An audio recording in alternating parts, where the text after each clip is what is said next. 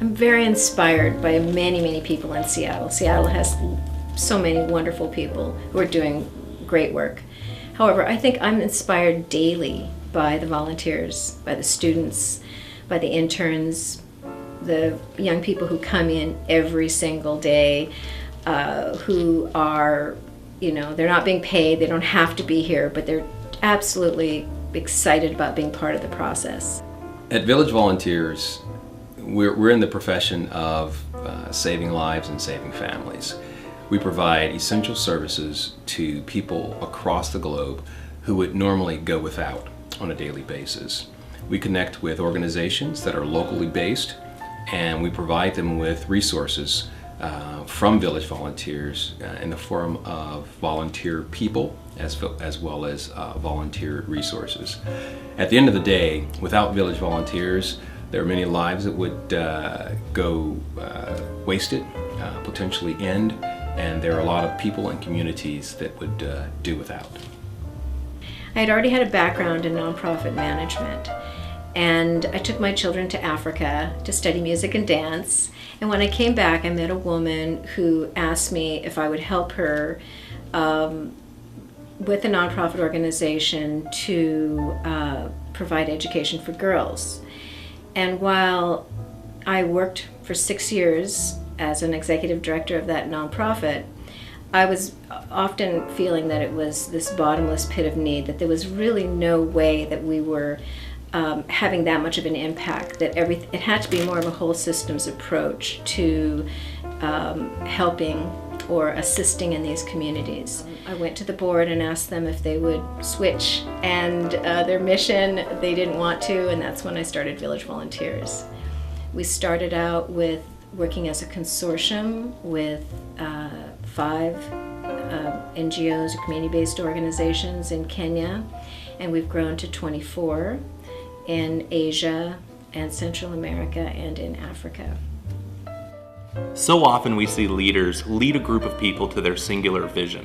What Shane has done so successfully is go into a community, talk to them, and find out what they really needed, and then facilitated it, and through her leadership, help these communities reach their goals. What it means to have a passion for something and being able to translate that into your life's work. And I think Shane is a great example of that. And Village Volunteers is, kind of the end product of that passion being translated into a life's work. Just seeing a need and being able to address that need head on and work so diligently and with so much energy to solve the problems that you care so much about. It's certainly what I hope to do someday, and I guess what everybody really hopes to do one day. This one is from Celestine Barraza, and she was a young woman who had been orphaned, had a very difficult life, and she is now in nursing school. And she wrote in her essay, "As a girl child getting an education, I will encourage my entire community to be a literate and free community. When women are educated, they are equal despite their gender. That is because education is the best equalizer. As it is said, when a woman is educated, so is the entire community. When I am educated, I will uplift others and will work to inspire other women to do the same." What Shana is doing with Village Volunteers is really the center of business acumen, social impact, and a sustainable business model. She empowers everyone she meets to really go after their passion, to really help people and to make a difference in the world. To me, that's what this leadership award is all about. That it's not just recognizing Shana, but it's recognizing what she represents. It's that willingness to take your passion and to make the world a better place. Examples of sustainable projects are we've helped to build a ceramic water filter plant that has the capacity to make 10 to 12,000 filters a year.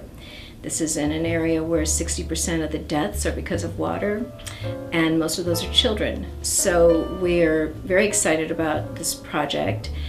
We're also working in the area of using a noxious weed, an invasive species that we're using as biomass to make fuel briquettes, and the project that we're working on right now is collaborating with some industrial engineers and others who are helping us create a sanitary pad out of water hyacinth, something that's extremely important.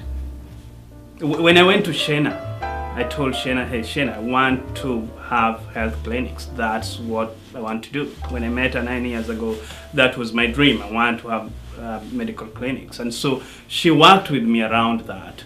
She worked with me around that, and I knew exactly what needs to be done on the ground to bring the healthcare that is needed.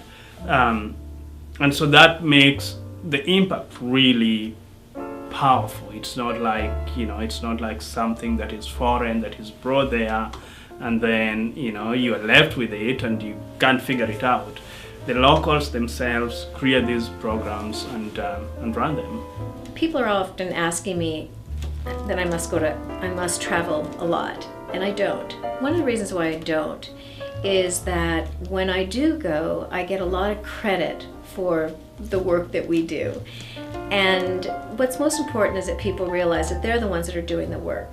So I find that it's actually embarrassing to have the celebration and they spend a lot of money, and to me they're the ones that are really doing the work, and we're just collaborating with them.